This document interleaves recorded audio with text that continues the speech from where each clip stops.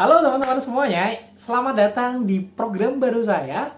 Kita akan membahas tentang mapan finansial. Jadi program baru saya ini berjudul 5 menit mapan finansial, 5M 2F.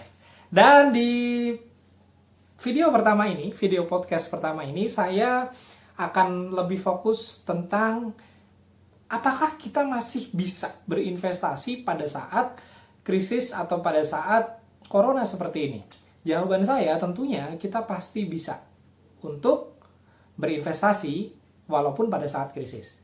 Alasannya apa? Begini teman-teman. Krisis ini menerpa Indonesia bukan kali pertama. Karena di tahun-tahun sebelumnya, di tahun 98, misalnya di tahun 2002, itu juga terjadi krisis yang kurang lebih cukup menghantam dengan parah ekonomi Indonesia.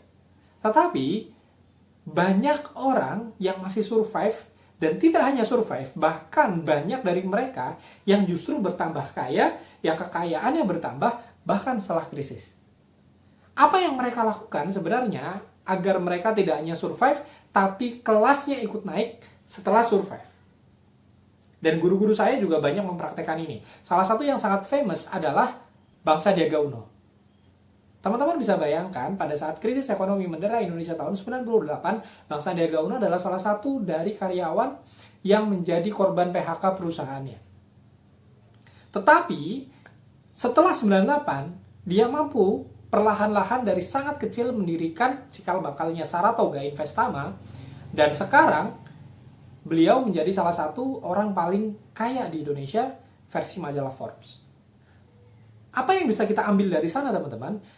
Bayangkan ini adalah sebuah race, bayangkan ini adalah sebuah perlombaan balap. Banyak sekali juara-juara balapan itu menyalip lawannya ketika ada tikungan, ketika ada belokan. Dan bayangkan krisis ini adalah belokan tersebut. Jadi pilihan kita ada dua, apakah kita berhenti total mengerem, ataukah kita menyeimbangkan dengan balance antara rem dan gas kita pada saat tikungan sehingga kita bisa mengambil kesempatan dan menyalip dalam tikungan. Itu ada di pilihan kita.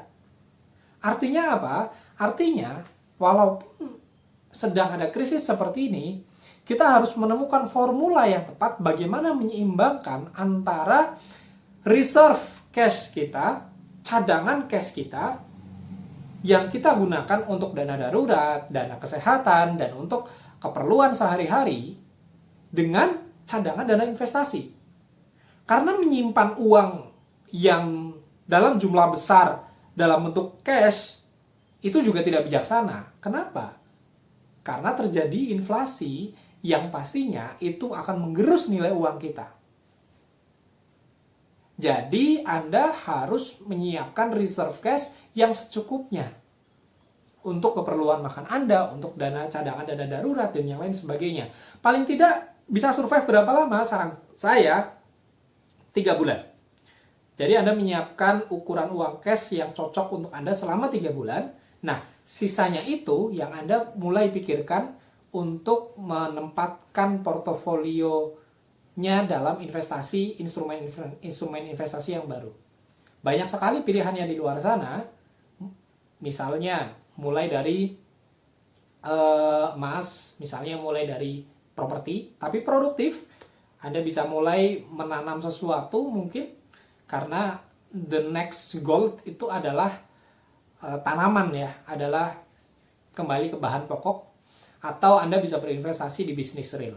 Intinya adalah tempatkan investasi Anda di bisnis yang produktif. Apapun itu pilihannya, nanti mungkin kita bisa bahas secara detail di seri berikutnya, 5 menit mapan finansial.